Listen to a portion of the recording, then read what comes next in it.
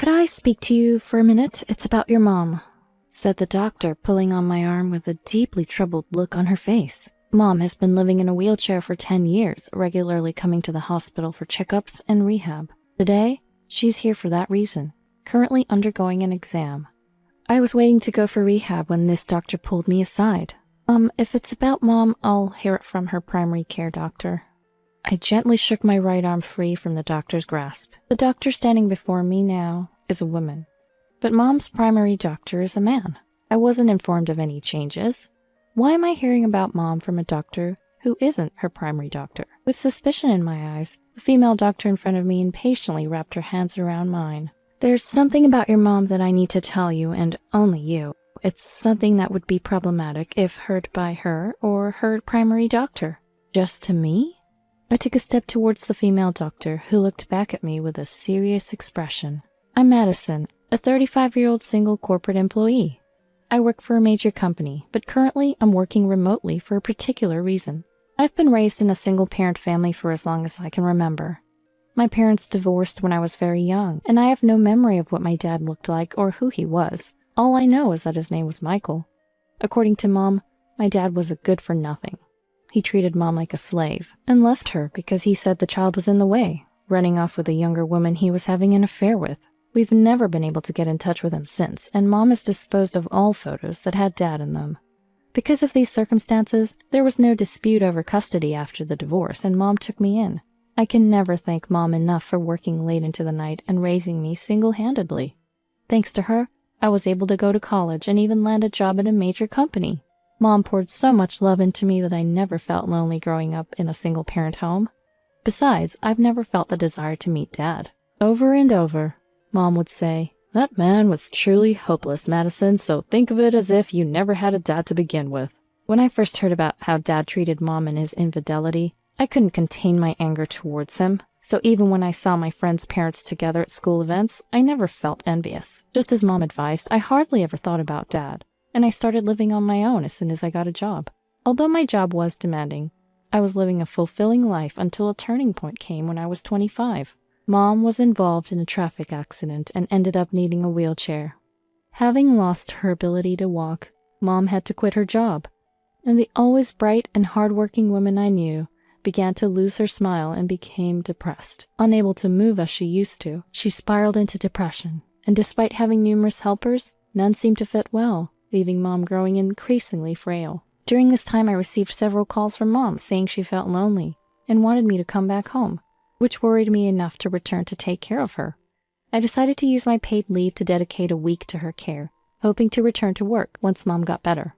Mom seemed relieved by my return, showing smiles after a few days, but when I mentioned I'd be returning to my own place soon, her demeanor changed drastically. "No, Madison, please, don't leave. Don't leave me alone," she cried hysterically, clinging to me.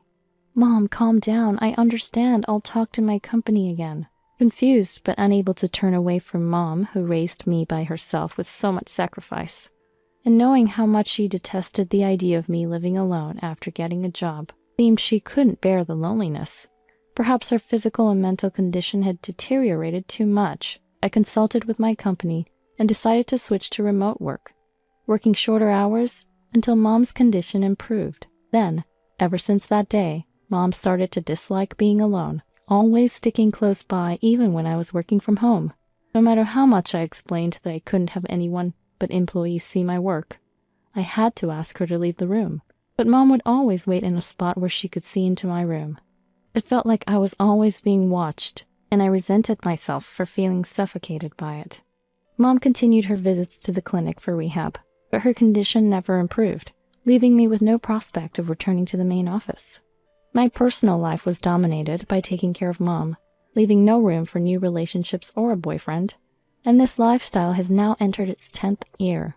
Currently, Mom is 60, and it seems her dependency on me worsens with each passing year.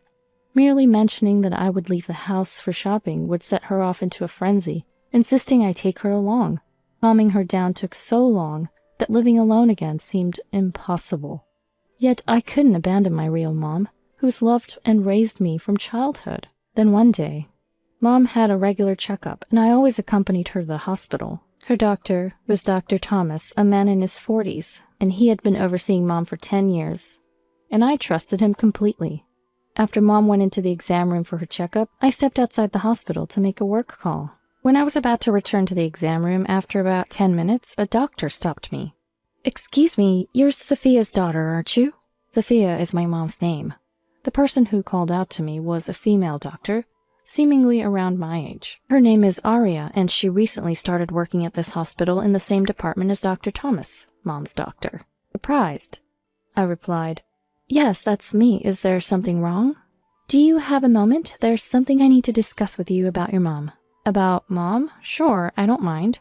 Thinking the exam wasn't over yet, I nodded in agreement. Dr. Aria seemed relieved and led me to a small private room close to the exam room, used for consultations. After being invited to sit, I took a seat across a small desk where Dr. Aria, sitting opposite of me, looked at me directly and asked, "You've moved back to your family home to take care of Sophia, right?" "Huh? Yes, that's correct." I shared with Dr. Aria that I had been taking care of Mom and working from home for the past 10 years. Since moving back home, I've hardly had the chance to hang out with friends, and I've never discussed this with anyone else. Dr. Aria listened quietly, nodding as I found myself venting frustrations I usually keep to myself. "I'm sorry for going on about this." "It's okay. So 10 years, huh?" She smiled kindly before suddenly becoming pensive, then looked at me seriously and began to speak. However, what reached my ears was not Dr. Aria's words, but Mom's scream. Rushing to the door in a panic, what I saw left me speechless, and then Dr. Aria slowly shook her head. "You should leave your home immediately. It's better to escape from your mom." Her straightforward statement left me speechless. Suppressing this rising anger, I thanked Dr. Aria. Then, without going back to Mom, I returned home.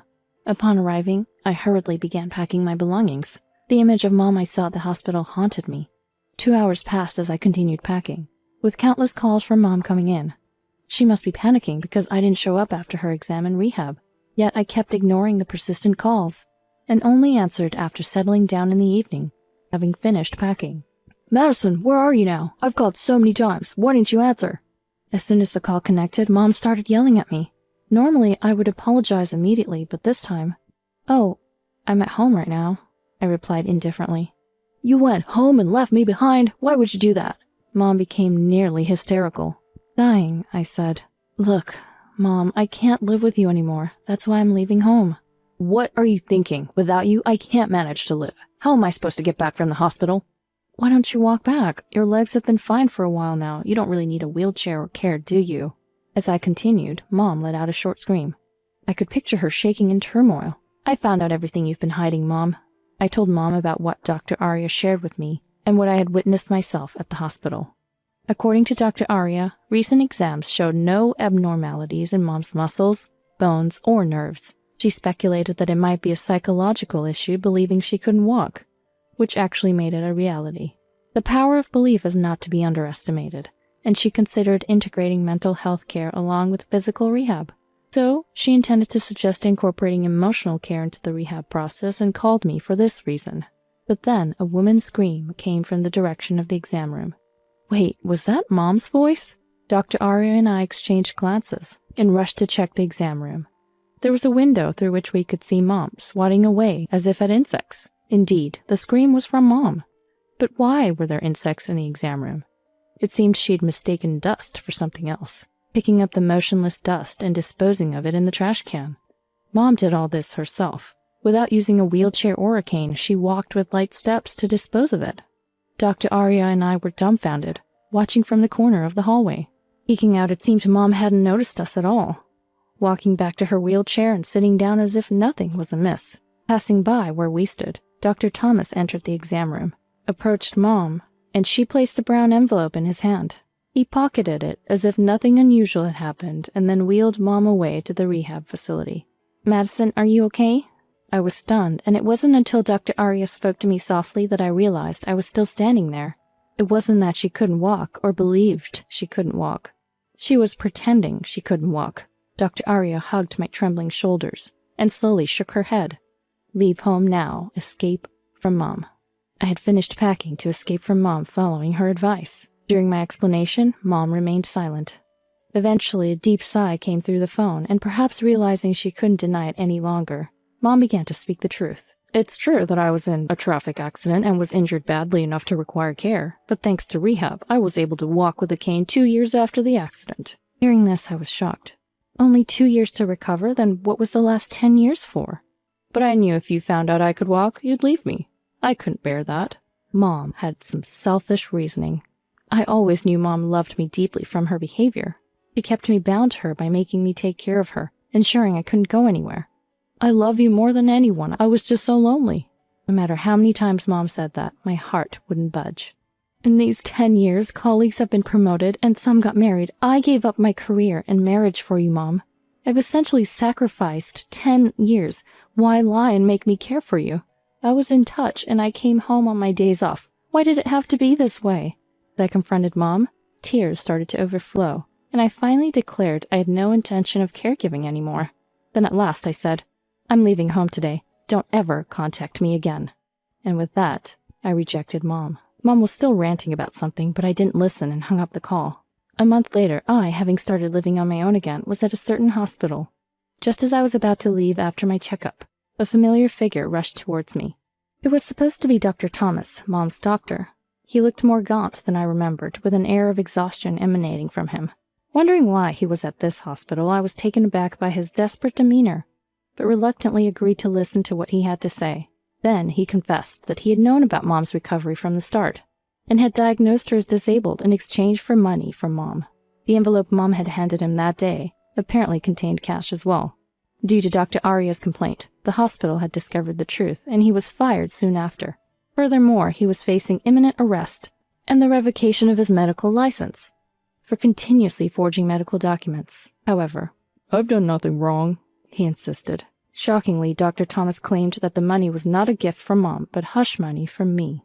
He alleged that I had planned to defraud disability pensions by making Mom appear disabled, and had coerced him into writing the necessary documents under duress. Of course, none of this was true. It was Dr. Thomas who had reached out to Mom. To think he would try to shift blame onto me now that he was facing arrest was unbelievable. What are you talking about? I did no such thing. No, it's the truth. I'll tell everything to the police without holding back. Dr. Thomas's eyes were bloodshot as he shouted, and I turned pale. There was not a single piece of evidence in Dr. Thomas's story, but proving my non-involvement with them would also be difficult. As I was on the verge of tears, contemplating the impossibility of proving a negative, a man approached me and stood in front of Dr. Thomas as if to shield me. Oh, you're the hospital director here. Oh, I have something important to discuss with you. At the sight of the man, Dr. Thomas's face turned ashen. He approached, trying to smile and rubbing his hands together, but the man frowned and glared at him. What are you doing to my daughter? Daughter? The man Dr. Thomas glared at was the director of this hospital, and also my dad, Michael. Yes, the dad I had separated from in childhood after he divorced Mom. My dad was actually a doctor too. As it turns out, my dad was a doctor who had risen through the ranks to become the director of a major hospital after leaving Mom. He had also been in favor of revoking Dr. Thomas's medical license after learning of his misconduct. So your family? Then please, I need to talk. I was coerced into writing those documents by her. It must be hard for you as a dad to see your daughter become a criminal. Please, could you speak on my behalf? Dr. Thomas begged for my dad's mercy on the spot, but Dad shook his head sternly. Don't be ridiculous. You and the hospital have deceived everyone, including my daughter, who cared for her mother for 10 years. She was kept at home for disability benefits, and you wanted to repay your gambling debts. Scammers like you deserve the appropriate punishment. With that, Dad dismissed Dr. Thomas's plea. Well, damn it. Realizing he was defeated, Dr. Thomas collapsed on the spot. Surrounded by onlookers, I could only watch him with an indescribable feeling. Then suddenly, someone pulled my arm hard from behind. Turning around in shock, I saw Mom standing on her own 2 feet, with a terrifying expression. What are you doing to Madison? She screamed, glaring at Dad. Mom, why are you here? I knew Dr. Thomas was looking for you, so I followed him here, Mom said, her determination chilling. Her resolve to find me was intense. Give Madison back. I won't let you take her, Mom yelled at Dad, her face more fierce than I'd ever seen, and I felt a shiver of fear. I shook off Mom's hand. Stop it already, I yelled. I knew all the stories you told me about Dad were lies. As I said this, Mom's expression changed, and she started to panic. The truth was, Mom had been lying to me about Dad since their divorce to prevent me from wanting to meet him. All the stories about Dad treating her like a slave and leaving her for a younger woman were false. Dad, a dedicated doctor, was always busy, and had no proper holidays, which Mom knew before marrying him. Yet her attitude changed drastically after I was born. She blamed him for being absent and not being able to go on family trips, deciding to divorce him on her own because she deemed him a bad father. Then, on my 3rd birthday, Mom suddenly took me and left the house. It turned out that it wasn't Dad who left, but it was Mom. After the divorce, Mom got custody because Dad, despite having sufficient income, didn't have time for childcare. However, Dad had been sending a substantial amount of child support every month, which I was completely unaware of until recently when I talked to Dad. Becoming a single parent, Mom grew increasingly dependent on me and lied about Dad being a no-good man to prevent me from moving in with my financially stable father. Dad had repeatedly asked to see me, but Mom kept refusing, claiming I didn't want to see him. There were times it seemed like a meeting would happen, but either Dad was called away for an emergency, or Mom would suddenly cancel for some reason and we never met. I have been told I couldn't contact my missing dad since I was little, but that too was a lie. We lived comfortably on Dad's child support, which is why Mom never returned to her parents' home and was able to send me to high school and college. The story about Mom working hard late into the night to raise me was also not true. She worked part-time during the day and spent her nights out to pretend she was struggling with parenting. "Where's the proof?" Mom muttered weakly, to which Dad replied, "The child support and tuition fees I've been sending and the working hours at the store you claim to work at can be verified." Mom slumped down, defeated. I realized I had been living a lie spun by Mom all my life. I was shocked when I first learned the truth, but now my anger outweighed the shock. "Thanks for everything, Mom, but this is the end." As I said this coldly, Mom clung to me. "Wait, Madison, I did it all for you." "It was all for yourself, wasn't it? Despite receiving a lot of money, you pretended to be a struggling single mother. Did you enjoy wasting 10 years of your daughter's life with lies? I can't trust you anymore. Don't ever get involved with me or Dad again." As Mom stood there speechless, unable to make excuses, I declared our estrangement and left the hospital with Dad. Afterwards, Dr. Thomas was arrested and lost his medical license. He was sentenced to prison for repeatedly forging medical documents and sued by the hospital for tarnishing its reputation. Mom was also charged with bribery for paying a doctor to write false medical diagnoses, ordered to return all the pensions she had received plus interest, and faced legal action for fraud. What happens to Mom from now on is no longer my concern, as I've cut ties with her. As for me, the shock of being betrayed by Mom led me to seek help at a major hospital, where I reunited with Dad while getting a referral. I was happy to learn that he hadn't forgotten me when he recognized my full name and reached out.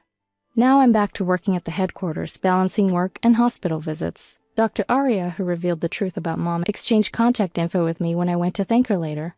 And now we sometimes meet for coffee. It's refreshing to have conversations with anyone after so long. Dad and I also keep in touch regularly, reclaiming our time as a family. I'm going to see a movie with Dr. Arya soon. It's been about 10 years since I went to the movies with anyone, so I'm really looking forward to it. I shared this with Dad during a dinner out after work one day. Dad smiled gently. "From now on, live as you wish, Madison," he said. I nodded deeply, determined to enjoy a fulfilling life while planning for the future.